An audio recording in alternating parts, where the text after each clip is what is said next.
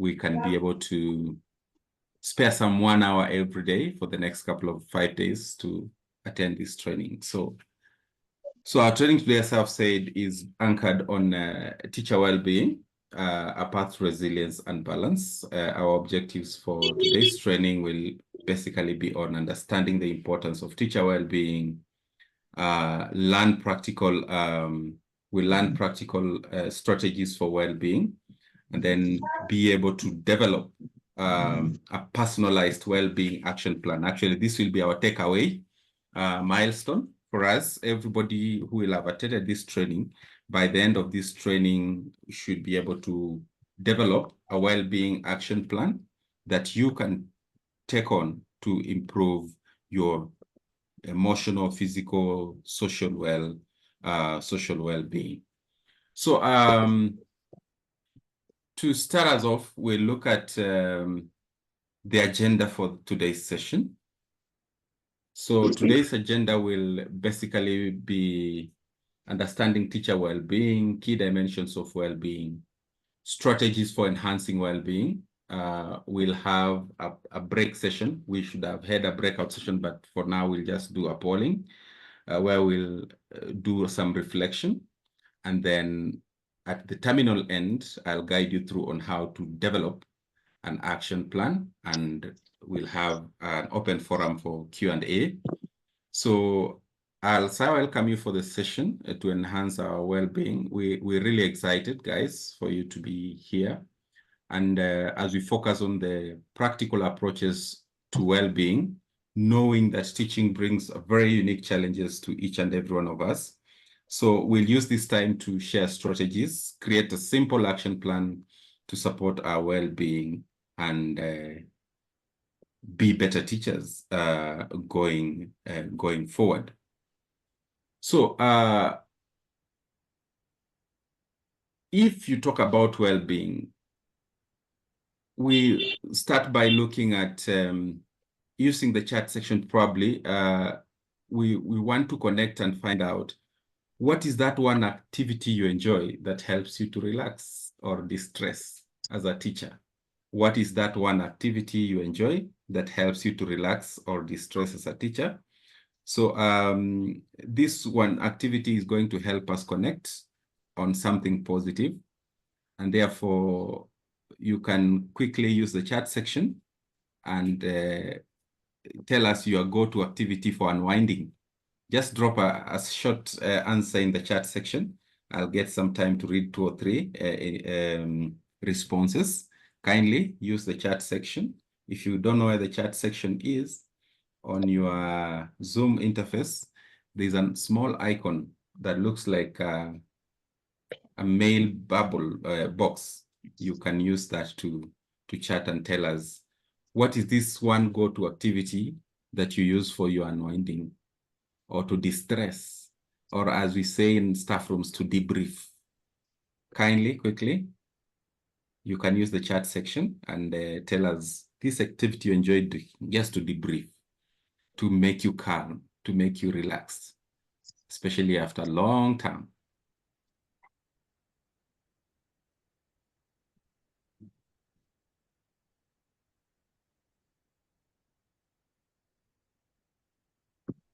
Virginia tells me,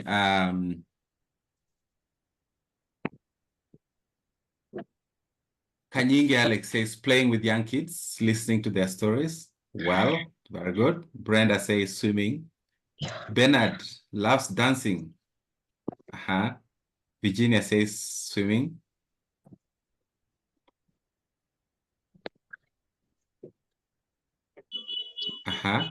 Maggie says, crying. Oh, Maggie, you cry a lot. That helps you to breathe, eh? Okay. Robert says, just hanging around friends. Carol Onyama, listening to music.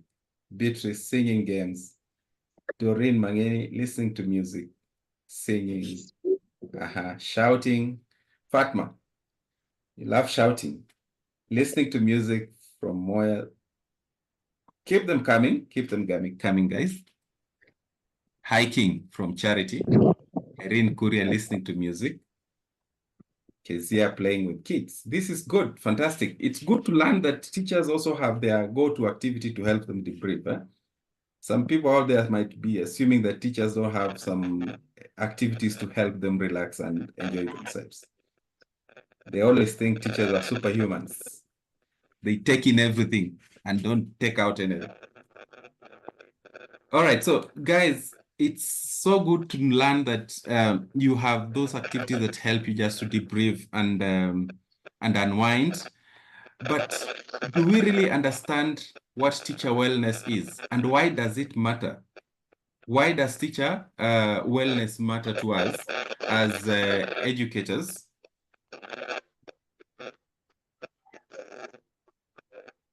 Some background noise. I hope it's not coming from me, is it?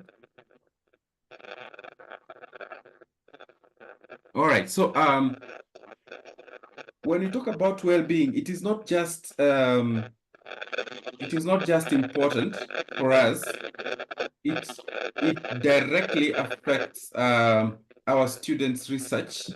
It directly affects our students in the sense that when teachers feel supported and balanced, and you don't know about it, there's what you know about yourself and what people, and it's the same that people know about yourself.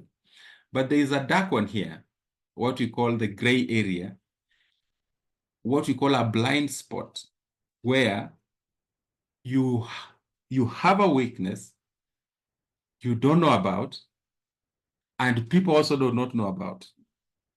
This dark area or gray area will always bring about an imbalance when it comes to your well-being, whether emotional, physical, social, professional. So think about which dimension you'd like to work on the most as we go through today's session. And as we come to the end of this, we will be requiring you to prepare a well-being action plan pegged on your area of interest that you've chosen, that you feel you need to work on to improve your overall well-being. So when you talk about these four areas or dimensions, emotional well-being can refer to your ability to manage stress and emotions and practicing what we call self-compassion. Sometimes we call it self-love. You could practice gratitude by jotting down 3 things you are grateful about for. For example, you are grateful that you're alive today. You are grateful that maybe you've taken some food today, you have shelter. You are grateful maybe because your family is together with you over this holiday. That is something more or less of emotional well-being of an educator. Now, when it comes to physical well-being, we practice this by ensuring that we have adequate sleep, we exercise, and we have eaten good food, so good nutrition. So that means that this is all to do with our physical states. Are we healthy? Are we feeling energized and rejuvenated, especially after this break, when we'll be going back to school in January? So example of such physical well-being activity could be, you could set maybe a timer to take a 5-minute stretch or break after every hour. Right now, most of us are likely to put on weight because we are home relaxing, watching TV. Sometimes we often even forget to stretch and take a walk around the compound or where we are staying. Or maybe the environment does not allow us to exercise or take a walk. But you can do even some indoor stretchings and exercise that will help you to keep your physical well-being. When we talk about social well-being, we practice this by building supportive relationships. They say your net worth is your network. Building supportive relationships and connecting with colleagues. This could be in form of going for those Rora shows, going for those wedding, going for that coffee with your friend, or just maybe organizing a nyama choma and you have friends coming over. Building that social network. It helps in you improving your overall well-being. So make it a habit of having regular catch-ups with colleagues or even a mentor for that case. And then when you talk about professional well-being, you can practice this by finding meaning in what you do and setting boundaries. Liking what you do is key thing here. Remember I said a sad teacher means we have sad students. And most of the teachers, at times, over time, especially around this local area, we have issues to do with teachers being looked down upon. Gone are the days when the teaching profession was the envy of everyone. Nowadays, everybody looks down upon the teacher. You will hear people saying teachers have no this, teachers are desperate, teachers. But that's not to discourage you. What I can only encourage you is find happiness in what you do. That will help improve your professional well-being. When you talk about looking for greener pastures, yes, it is good to have ambitions, looking out for greener pastures, but you cannot go out looking for greener pastures if where you are not happy. First of all, love your work, do it diligently, and let your present affect your future in terms of you looking for greener pastures. Somebody will be able to point out and say, hey, this is a happy teacher. He does his work with zeal. He's able to practice, he's able to accommodate our learners and all that. And so professional well-being starts with you. You don't expect anybody else to make your work better if you yourself you are not making it you're not making it better. And then learn to set boundaries. Don't be a yes man, and also don't be a rebel. uh, know where the limits are. If you cannot participate in some aspects of your professional well-being, probably somebody is coercing you to do something, learn to set boundaries and say, no, this is the limit. You cannot go past here. So by that, it makes your overall well-being better. A couple of months ago, we had the industry action by teachers. And to some extent, I know some of us felt shortchanged because of what had really happened. But did that necessarily mean that you go to school and you don't do nothing? You don't do what you're supposed to do as an educator? So when it comes to such prevailing circumstances that are forcing us probably to affect our professional well-being, then you must be able to set boundaries. I will not maybe allow this a ton of events that happened to affect my delivery of the lesson, to affect my where I relate with other teachers, to affect how I relate with my students. Yeah. So let us all learn how to keep these four dimensions of your well-being and how to practice how to practice them. And this leads us to our breakout session, but this was supposed to be going into groups for us, but we readjusted it a little bit. So we're just going again to go into the poll, whether it's on WhatsApp or if it is still in the chat section. Think of reflect on your well-being. One of the well-being strategies that you think you can use and you want to try, and then at some point probably I will ask the host to unmute a few of us to share with us what is this one well-being strategy you think you can adopt and use it, and then you commit that one action probably you can be able to do in 1 week as we go throughout this session, this training, to help your overall well-being. Whether you are going to work on your emotional well-being, your physical well-being, your social well-being, just think of any. I'll give 1 minute or so. Think about it, and therefore, at that point, if you feel you have brainstormed enough on it, you can raise your hand, your virtual hand, and we'll be able to unmute you to share. I hope the screen is visible on your devices so that the instructions are reflect on one well-being strategy you use or want to try, then share with us, and then commit to a single action for this week on what you think you'll be able to do to achieve that. So after these 1 or 2 minutes, I'll require 1 or 2 volunteers to share their go-to well-being strategy that they can use.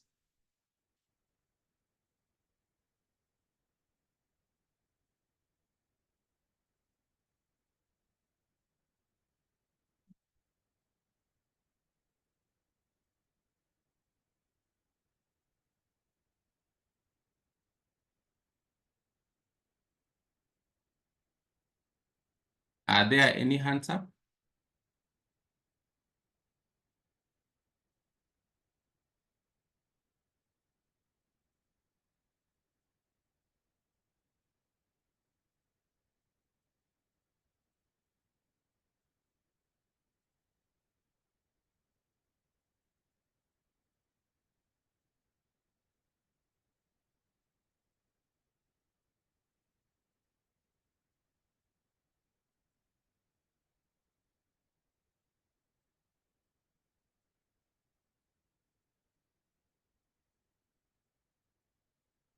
Okay, you can still use the chat section. You can still use the chat section.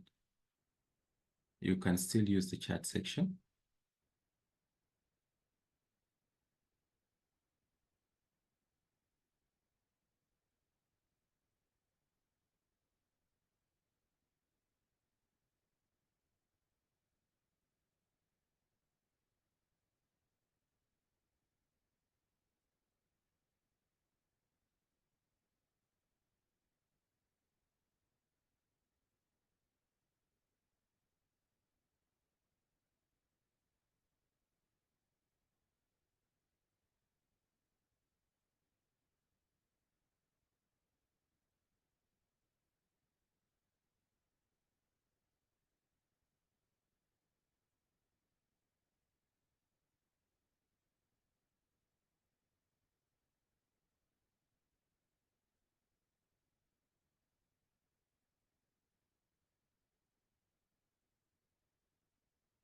Okay, Kanyinge says mental health.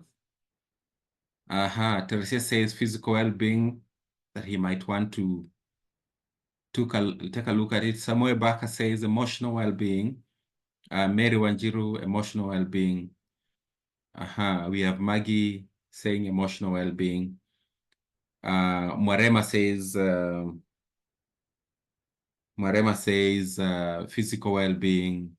Hadija says social well-being, emotional well-being. So from these responses, I can see emotional well-being carrying the day. Does it mean most of us have issues with our mental health and emotional well-being? Yes, so while all the other four are equally important,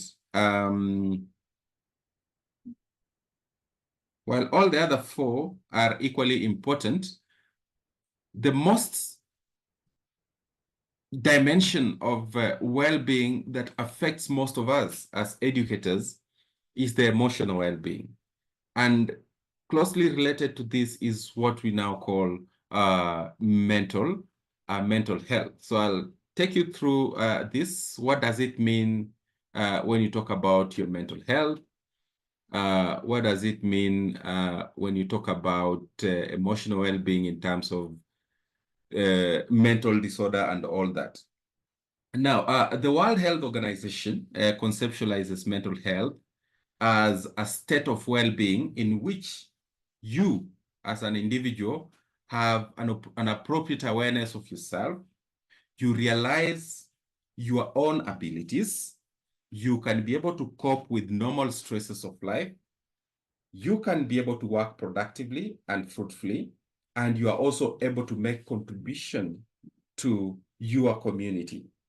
So a person who is in good state of well-being means that this person is aware of self, realizes his or her abilities, can cope with normal stresses of life, can work productively and fruitfully, and you can contribute to your community more positively.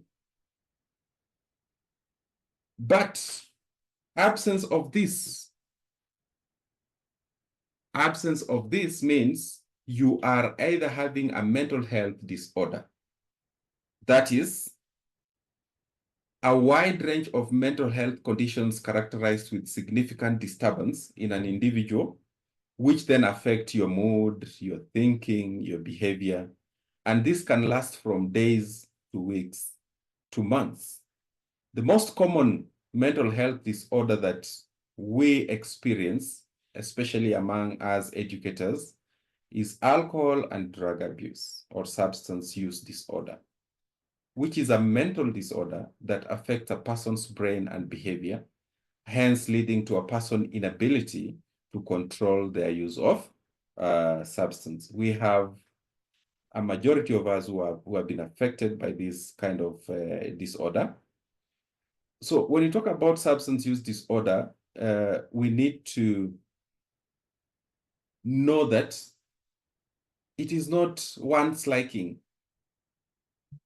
It happens in such a way that somebody is impaired completely, that he lacks the ability to stop or control alcohol or drug use, despite all those adverse social, occupational, or health consequences. This is just somebody who can't help themselves. He has to go and take a sip in the morning or smoke something. He has to take some commercial breaks out of class, go and smoke or do something. So substance use disorder is a chronic relapsing disease that we should all be aware of. And it's really affecting educators within our areas of jurisdiction. I know most of you have in one way or another encountered somebody who is grappling with alcoholism, grappling with smoking, grappling with substance abuse. When he detects there's some mid sort of tension, probably he'll resort to the bottle. He cannot control it. So this is one of the major disorder that is really affecting the teaching fraternity. According to also the Ministry of Health in Kenya, 1 in every 10 people suffer from common mental disorders. 1 in every 10. So in a group of 10, if you count yourself and 9 others, amongst you, there is 1 person who has a mental disorder. And of course, the number increases to even 1 in every 4 people among patients attending routine outpatient services. Things like depression, anxiety, disorders are the major causes of mental illness, which are diagnosed in Kenya. And then, as I've mentioned earlier on, also substance use disorder, such as alcohol, contributes to the largest burden of substance use related illness in the country here. So when we talk about these mental disorders, some of the common mental health illness that we look at today is depression. That's brought about by intense sadness, helplessness, hopelessness, and this can even last for days or weeks. Have you ever experienced this, where you just experience some form of sadness, you don't know where the sadness is coming from, you feel helpless, hopeless, and you even don't know what to do about it yourself? We also have other illness such as anxiety disorders, where you just feel nervous, fear, or worried. You don't know what to expect tomorrow. You're just imagining, what if this happens tomorrow? What will happen to me? What will happen to my children? We have other illnesses we call behavioral disorders, where now these are characterized by people just being violent, aggressive, and impulsive. They just cannot hold it together. They cannot accommodate any other. A small disagreement, let's say in our staff room, people will be throwing tantrums, calling others names, throwing cups left, right, and center. Schizophrenia is also another type of mental illness, which is characterized by thoughts or experiences that seem out of touch with reality, disorganized speech or behavior, and decreased participation in daily activities. Who got this person is just, it just decides, I'm done. Yeah, I don't care. This is a serious one. And when you realize any one of our colleagues going through this, we need to quickly seek help to help them to move out of this. Then we have the eating disorder, where people just decide to overeat. They they always say, however much I eat, I don't feel full. I just feel like continuing to eat. It is also a mental illness that needs to be checked.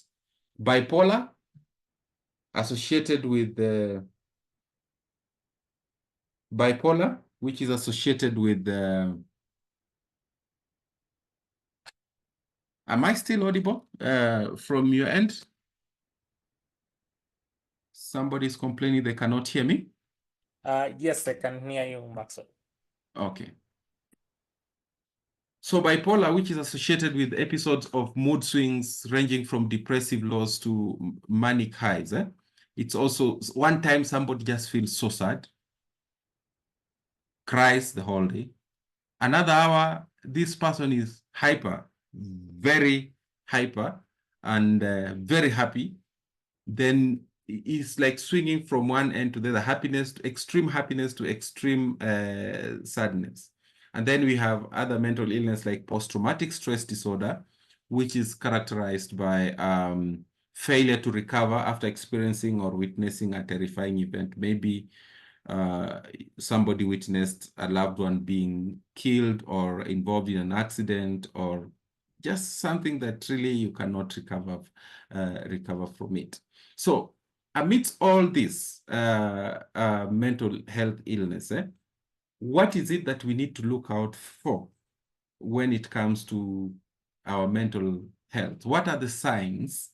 What are the signs and symptoms of mental disorder? I'll categorize this into 4 broad groups. That is emotional signs, cognitive signs, behavioral signs, and physical signs. When you talk about emotional signs, these are signs such as feeling sad or down, overly worried, extreme mood changes or highs and lows, hopelessness, excessive fear or worries, or extreme feeling of guilt, and so to some extent, suicidal ideation,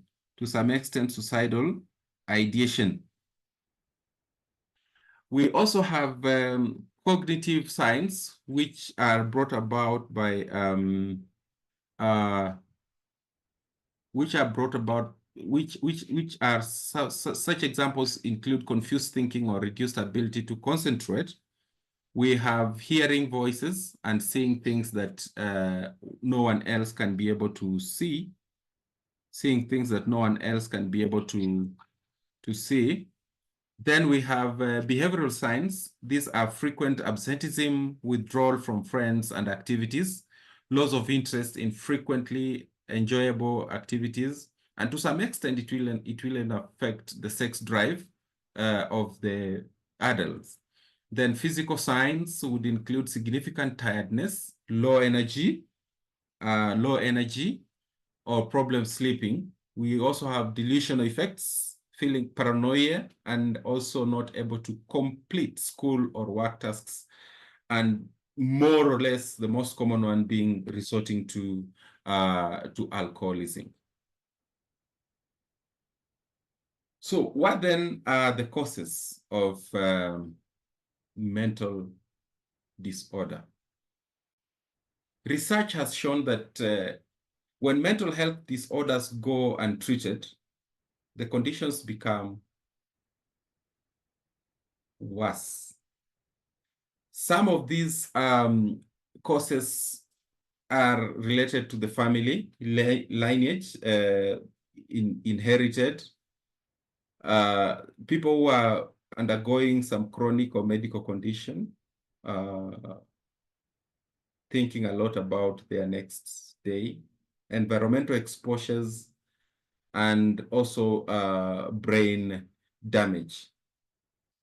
So when these mental health disorders are not treated early enough, it can lead to increased chances of risky behaviors like drug abuse, increased chances of bodily health issues, may also lead to self-harm.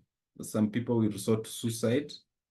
And then when these recurring conditions are cushioned with other conditions that are severe,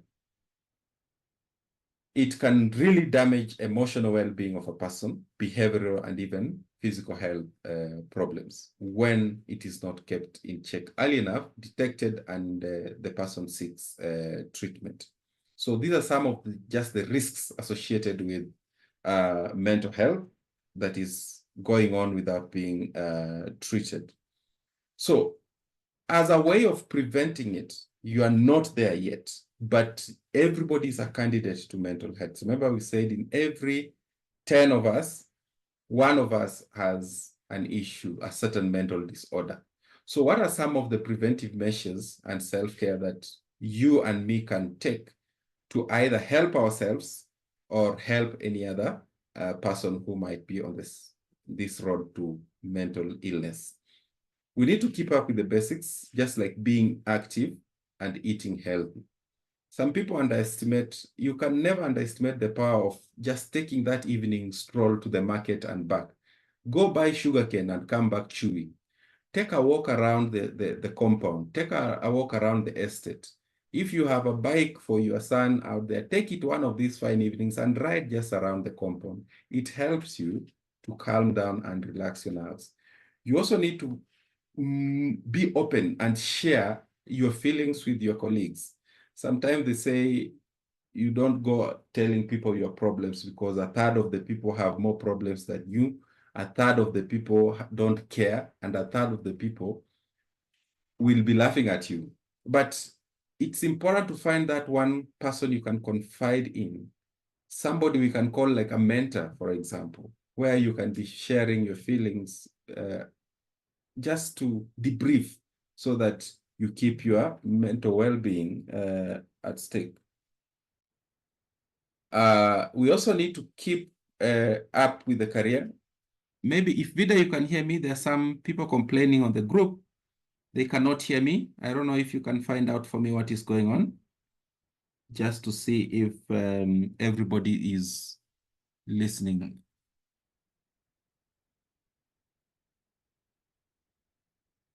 Can you guys hear me? In the chat section, kindly confirm my audio is okay. Kellen says she cannot hear us.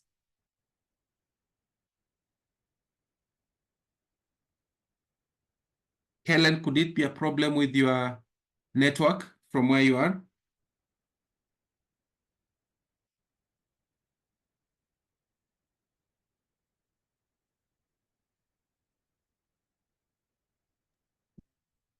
We can hear you, Maxwell.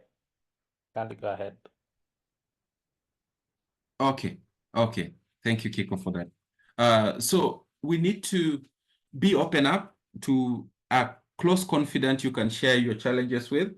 You also need to keep your career in perspective by keep learning. Learning does not have to be formal education. It can be anything that develops your knowledge in any area like what you're doing today. These are one way of helping you to keep your well-being in check.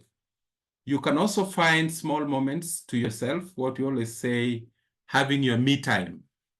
Very important, where you just need to be alone and do something that you enjoy doing. If it's listening to that music, if it is dancing, if it's gymming, do it for yourself. And then you can also try to approach others with kindness and an open mind. Don't be judgmental. When you see somebody behaving funnily, don't judge. You don't know what is going on in that guy's head.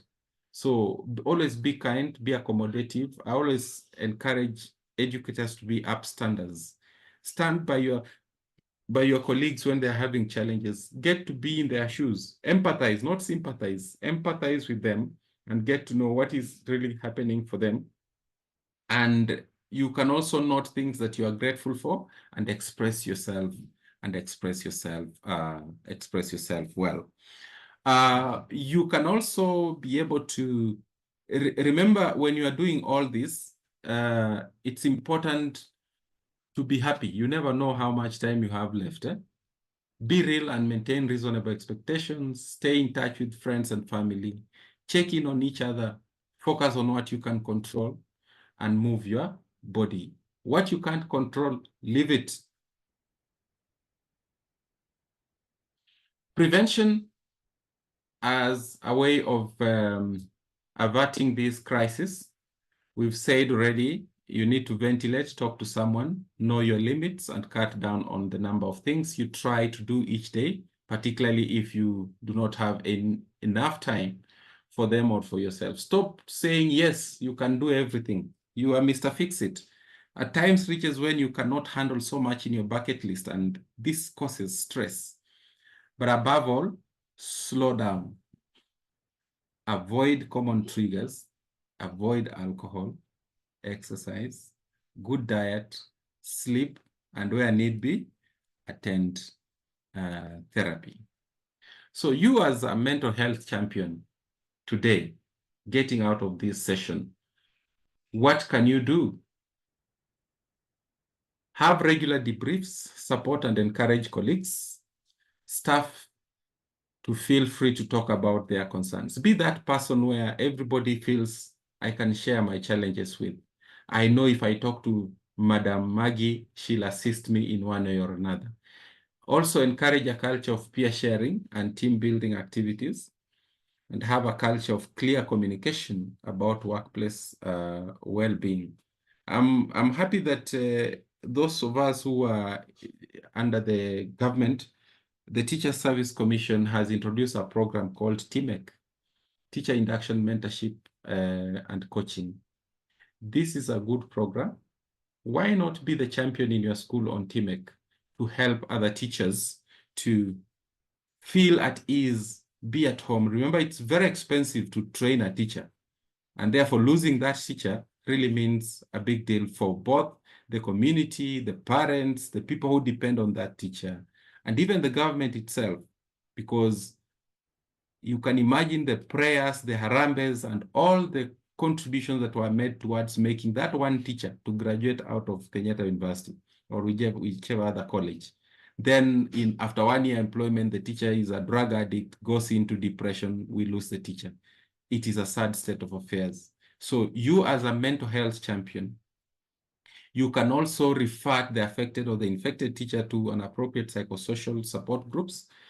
For example, in the country, we have what we call Kenepote. Kenepote is a psychosocial group that is still, we call it Kenya Network of Positive Teachers.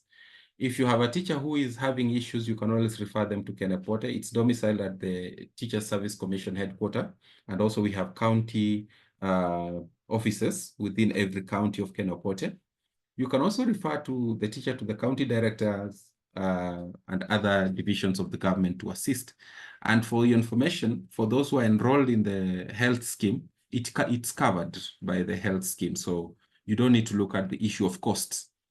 It will cost you more to attend the counseling and all that. No, the government pays for teachers on that front.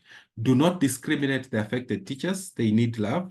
You can always initiate sensitization, awareness, creation program, or team building advocacy, and also giving them those linkages, networks to referral facilities in the counties or in the countries. So what are the strategies for well-being? Think of a simple strategy to enhance well-being and share it in the chat. Majority of us did this when we started. So for those who did not manage to do it, you can do that. Remember, these strategies are simple but effective. If you take a look and type in the chat, if there is one of you already use or want to try, sharing what works for us is powerful. Maybe I'm having an issue with my emotional well-being, and maybe you are very good at yoga. You are very good at maybe exercises. If you share what you can be able to do to us, you will help one of us deal with all these issues surrounding teachers' well-being. So then this will be our takeaway assignment. We are going to build a well-being action plan. And a well-being action plan, I'm going to give you a guide onto that. We need to set a goal. Let me just display something, a guide to how we'll do. I'll also be able to post the same instructions on the WhatsApp wall so that we all can be able to we all can be able to see what is working for us. So these are the instructions for creating your well-being action plan. So as part of our well-being training, you'll be creating a personalized well-being action plan.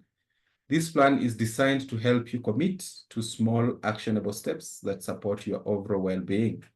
So you can follow these steps. I'll guide you through this. So step-by-step guide. First of all, you need to choose a well-being area to focus on. We've already done that. That you told me you wrote on the chart. Just pick that area that you chose, whether it is physical well-being, emotional well-being, your social well-being. Pick on that. Then define a specific goal that you want to achieve in that area or dimension of well-being that you've chosen. So you can set a clear achievable goal for the area you chose. For example, if you chose emotional well-being, a goal might be to reduce stress. That's a goal that is well-defined. And then how will you intend to do that? By practicing mindfulness for 5 minutes each day. Then identify 2 to 3 small actions to reach your goal. Write them down. For example, it could be, let's say, practice breathing exercise every morning, taking a walk down the street every evening, write down 3 positive thoughts about myself, what I feel about myself. These are actionable things that will help you achieve that goal of reducing stress. And then set a timeline. Setting a timeline means you decide on a timeline for each action. For example, a short timeline, like 1 week, will work for us. You can also say, I'm going to practice mindfulness for 5 minutes each day for this week that I'm attending this training.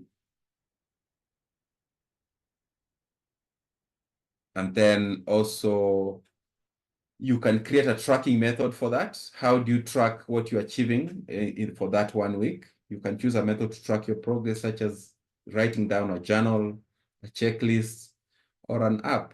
Nowadays, we have so many apps that can help you do your journal on minding your well-being.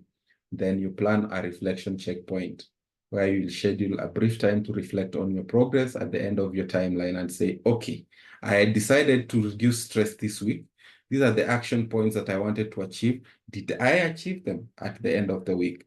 And if not, what is it that I can be able to do to achieve what I did not achieve, or to mitigate the gaps that were in my journey as I was trying to improve my well-being? So the action plan template will look like this: the well-being area, the goal, the actions, and then we have the reflection and all that timeline, tracking method, and the reflection. So we will do this. You can create one, and we will submit this. I'll be able to provide a link to a drive where you guys will submit what you'll have done in the course of the week. All right. I hope I'm still there with you. So that is our takeaway assignment and it's mandatory that each and every one of us should be able to complete this, so that it's part of the milestones that we'll be gauging for you to have trained for this training. So your individual reflections would look like sharing what you feel, the different approaches and ideas that each one of us brings to the table, how unique perspective that we all have. So as we reflect on that, probably tell us in the chat section, what is it that you've learned away from this training session today? What is your key takeaway? What you think you can adopt? What you think we need to adopt? Share from your experiences as an educator. Yes, the chat section is open. So reflecting on today's takeaways. But as we do that, We'll also allow the host to can maybe unmute everyone, those who have some remarks to share. We can do that. But as we do that, remember this. Slow down. Keep calm. Be positive. Take it easy. Unplug. Enjoy life. Have fun. Breathe. Relax. Go outside. And above all, meditate. And whatever it is, remember, sometimes you need to look at life from a different perspective. Ladies and gentlemen, we have come to the end of today's session. And as we open up the floor to hear remarks, remember this. Taking care of yourself is the first step to taking care of others. As teachers, nurturing our well-being and mindset empowers us to inspire, uplift, and ignite the potential in every student that we meet. Thank you.